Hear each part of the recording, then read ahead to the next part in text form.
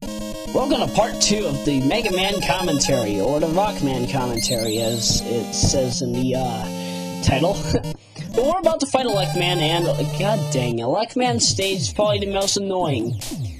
Do make sure that you do have the rolling cutter on you, because the rolling cutter is really the only weapon that'll ever kill him. Originally I had beaten this game with Mega Buster, Mega Buster and Magnet Beam only. Except for a few parts where you actually do have to use Gutsman or Rockman's weapon. But even then,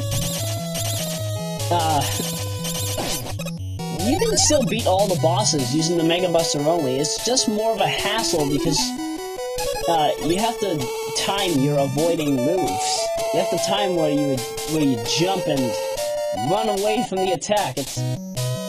It's always a test of endurance with these games, and I'm thinking that's why they actually got... I'm thinking that's why Mega Man got as many sequels as it did, and I'm figuring that's why we got the X series, the Zero series.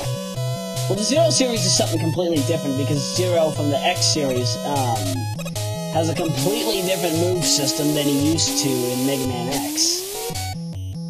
But then again... it's always swell, and these disappearing, reappearing blocks is something that does come back for Sonic the Hedgehog, as I do mention. Surprisingly enough, though, it really has no benefit. It's just there for display. Very heavy platforming. The Mega Man and Rockman games were always known for their heavy platforming segments. And honestly, I do hate that some of the platforming segments in these games do bring a lot of either, whether it be annoyance or tedium. It's always a challenge for you, and you never know what's coming up next if you haven't played the game before. Also, it has these hard to make jumps that, if you were playing as Mega Man X would definitely have easier time jumping in these. Because in Mega Man X, he has the Mega Man X has this wall jump, which allows him to move up or down, depending on which way you have to go. And it allows him to go up or down a wall much quicker than you should. Oh yeah, this is what I said that you need Gutsman for. If you want to beat the game, you need this item. This item is called the Magnet Beam, and what the Magnet Beam does, it will create a platform that you can actually walk on in midair where there is no platform. So I'm figuring it's sort of just like a magnetic field that Mega Man can just go on, and yeah. One bit of advice, do not have turbo mode for, like if you have one of the turbo controllers for the NES, or the not Super Famicom, or, basically any system that, that has Mega Man after this. Don't hold down the turbo button, because guaranteed you will use up 5 of your magnet beams. Because you can only have 5 magnet beams on screen. It's okay if you're trying to get to another area, but if you have a lot of them on screen at the same time and they're all short, I could understand why that would definitely give you trouble later on. And probably the most ridiculous entrance to a boss round, because later Mega Man games don't allow you to, later Mega Man games after 2 and onwards don't give you this trouble. But from what you're noticing here, I have to avoid all these death traps. Well, they're not really death traps because they're not instant kills, but if I get hit even once, I will fall to the bottom of the screen and I have to go up the ladder again, regarding the fact that I don't lose health. And a very neat trick that's only available in every 8-bit version of Mega Man. I don't know about the later X games and whatnot, but if you load an attack on a Robot Master and then you pause it while that attack is still on them, yeah, you can continue to give damage the more you pause and unpause. I don't know any later games that don't feature this, at least in the 8-bit Mega Man games, aside from Mega Man 9. But it is pretty useful if you want to speedrun this game. Tool-assisted speedruns also, this comes in very handy.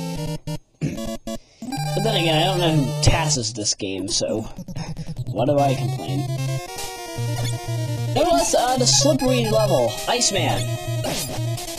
Iceman is pretty much he's the easiest of the Robot Masters regarding that you have his weakness, the elect beam. Or is it electric wave? I've always used to call it electric wave. I never really could figure out if it was called electric beam, electric wave. But, yeah. And, we have flying penguins in the water.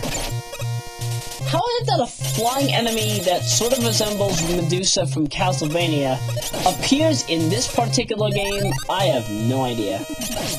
It makes sense, though. Well, wait, it doesn't make sense.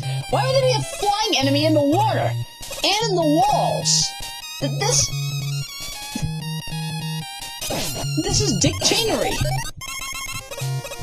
This is impossible. But hey, it's video game logic, so what do I know? And probably the beginning of more block puzzles.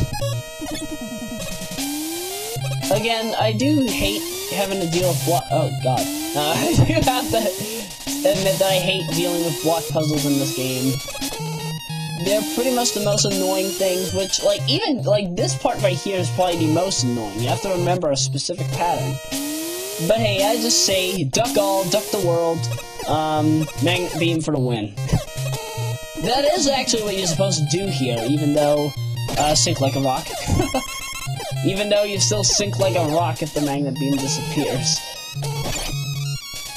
But yeah. This one up here is actually near impossible to get if you're not at the edge of the platform and you're holding left. If you're not holding left here, you will actually miss that one yeah, you will miss that one up, and, yeah, you will miss a few chances to beat the game. And, very Dick Cheney-ish placement of a big eye. I actually could have avoided this if I used the, magnet beam, but then again, this wasn't coming at my mind at the time. This is a recording from, like, nearly a month ago. So I had this playthrough, this replaythrough, I should be saying, planned out very early in advance. And intentional moonwalk.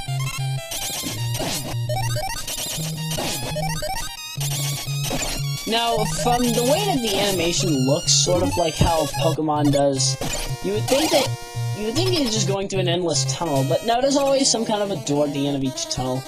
I'd figure you would know that. Oh well. Nevertheless, battling Iceman is easy. Just fire the electric wave. Duck you, Iceman. It's over. Needless to say, the part... No, there's still more to this, I think.